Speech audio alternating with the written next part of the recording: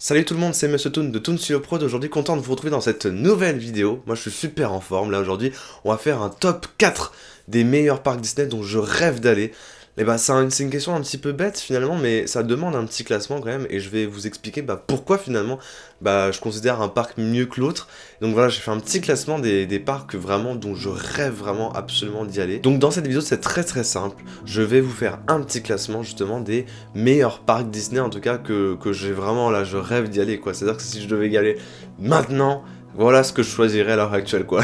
Donc sans plus tarder, on va commencer en fait du plus bas au plus haut, hein, voilà, histoire de créer un petit peu de suspense, hein, parce que si je vous dis direct qui est le premier, vous allez partir peut-être au bout de 2 secondes, donc voilà, c'est pas très intéressant, donc c'est pour ça que on va faire commencer vraiment de celui dont j'ai moins envie d'y aller, à celui vraiment où je rêve absolument of Doom Ever d'y aller quoi. Donc en dernier, je vais vous mettre du coup le parc Disneyland Shanghai. Et oui, malgré le fait que quand même ça soit un très beau parc et qu'en plus il possède 2 belles attractions qui sont même très colossales, donc à savoir Tron et Pirates des Caraïbes, qui sont quand même des attractions technologiques assez poussées, qui sont assez hors normes et qui sont clairement l'une des plus belles créations qu'ait pu faire Disney à l'heure actuelle, parce que c'est vraiment ça repousse la technologie encore au maximum. C'est des attractions qui sont très bien finies, qui sont très belles.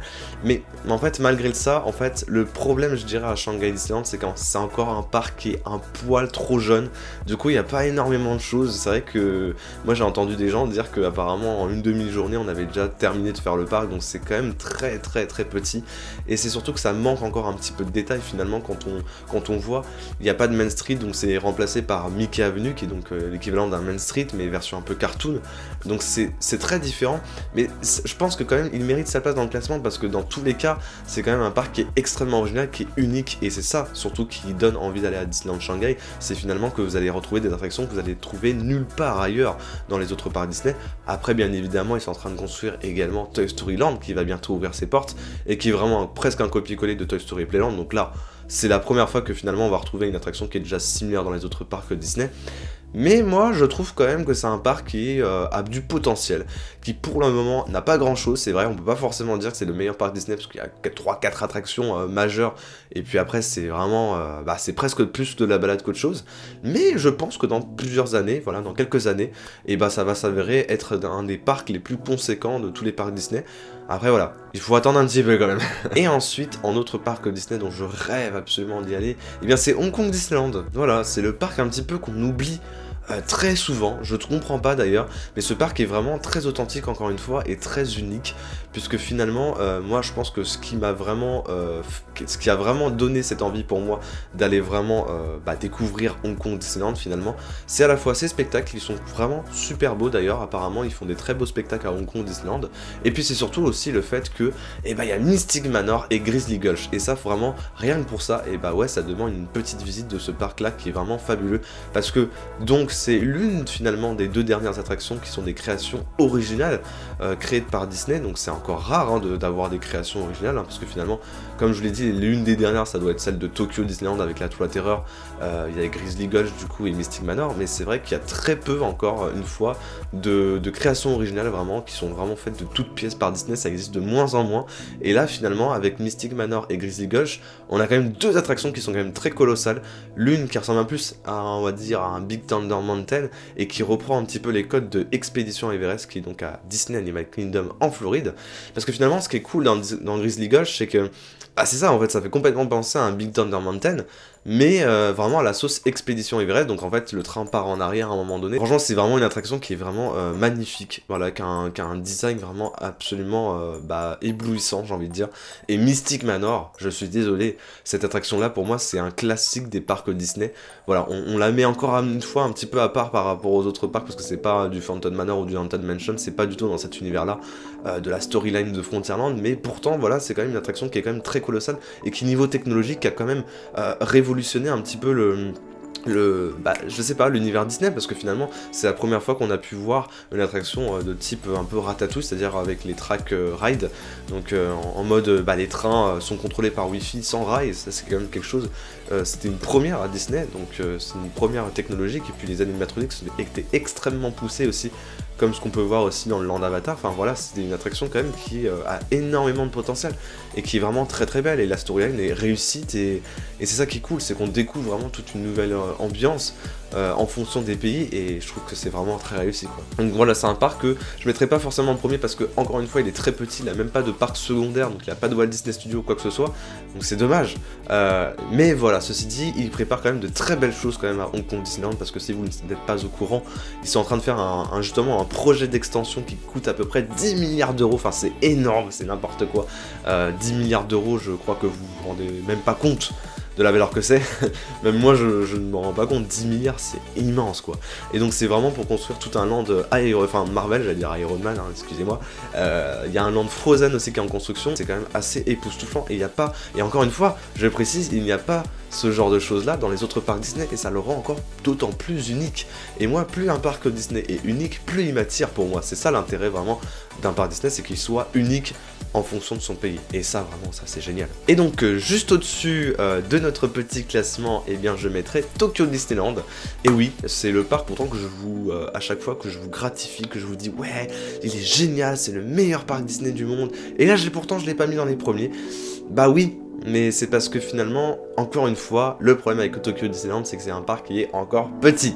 Il n'a pas énormément d'attractions, il est encore un petit peu petit, il a 2 parcs cette fois-ci, donc Tokyo Disneyland et Tokyo Disney Sea.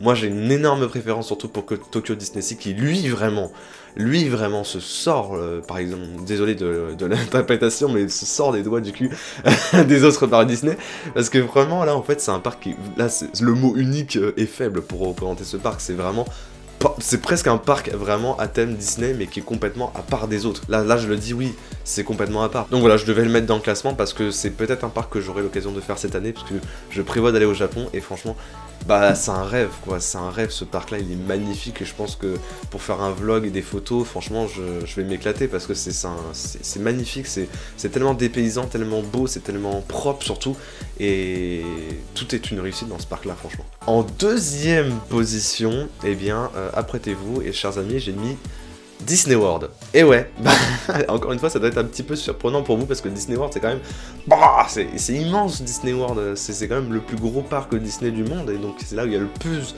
de nouveautés, là où il y a le plus d'attractions, là où il y a le plus d'hôtels, enfin, tout est colossal. Enfin, vous connaissez les États-Unis, ils aiment bien tout faire en 2 fois, en plus gros, 3 fois plus grand, et bah voilà, Disney World, c'est même l'apologie américaine, quoi, c'est complètement ça.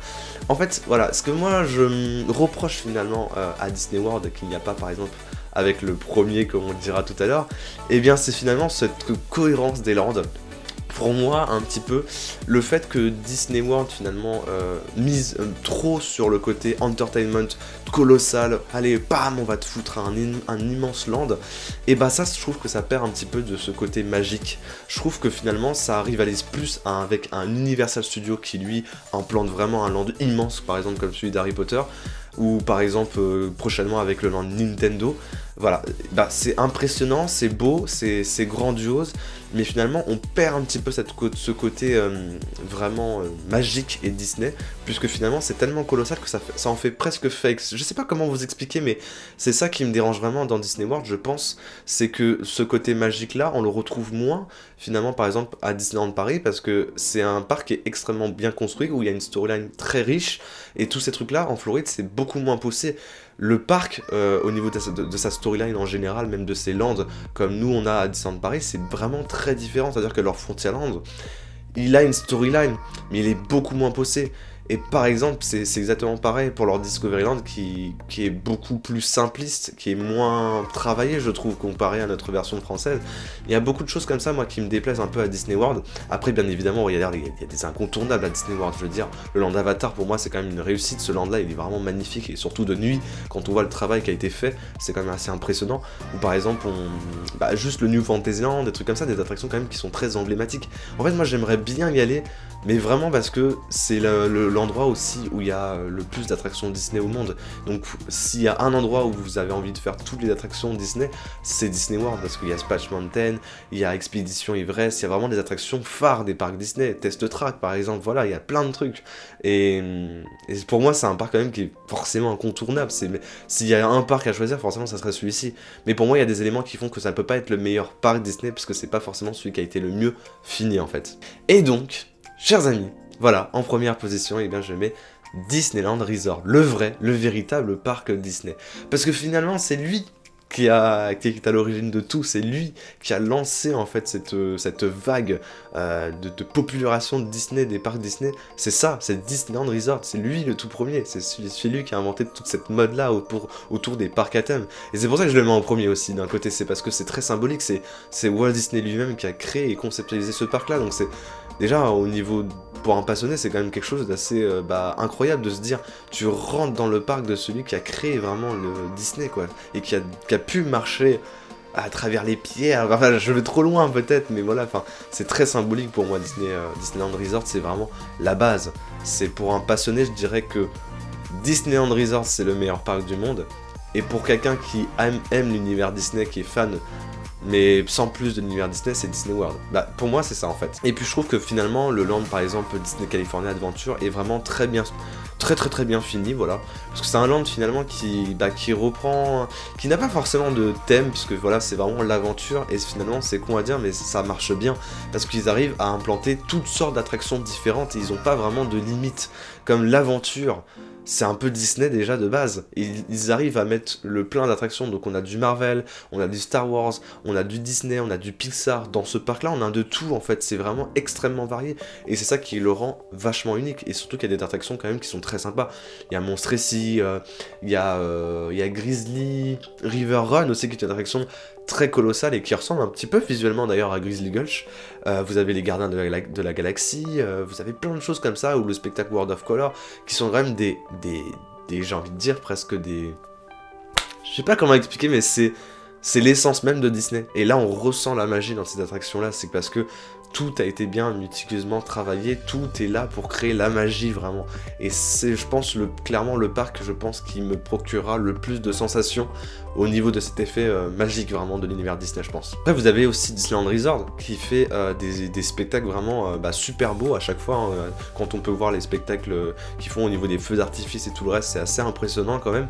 Et puis c'est surtout que, je sais pas, il est authentique ce Disneyland Resort finalement, avec Matterhorn et toutes ces attractions là qui sont encore restées et qui sont super belles. Franchement c'est vraiment de la base de chez Disney quoi, c'est Disneyland même, et je trouve, enfin c'est vraiment un rêve d'y aller. Et franchement, pour moi, même juste aller voir Cars Land, c'est quelque chose quand même qui est incroyable. Le land Cars Land, ne l'oublions pas, celui qui a Disney California Adventure par exemple. Ah mais waouh quoi, ce land là c'est le rêve quoi. Franchement c'est un de mes rêves que j'ai envie le plus de faire, avec peut-être le land Avatar et Star Wars. C'est des lands, pour moi s'il y a 3 lands à choisir, c'est vraiment ça, c'est Star Wars, Cars Land et je sais plus c'est quoi l'autre, mais voilà, je perds mes mots tellement que c'est immense. Mais voilà, Cars Land, voilà, c'est une réussite, ce land là c'est une réussite, et c'est à quel point voilà, je mets en avant vraiment ce parc là, parce que cette magie là est magnifiquement bien réalisée finalement quand on rentre dans Cars Land. Mais imaginez juste la tête des petits qui adorent Cars, de pouvoir ça en vrai, ça doit être incroyable quoi, surtout que tout a été fait à la perfection quoi, enfin voilà.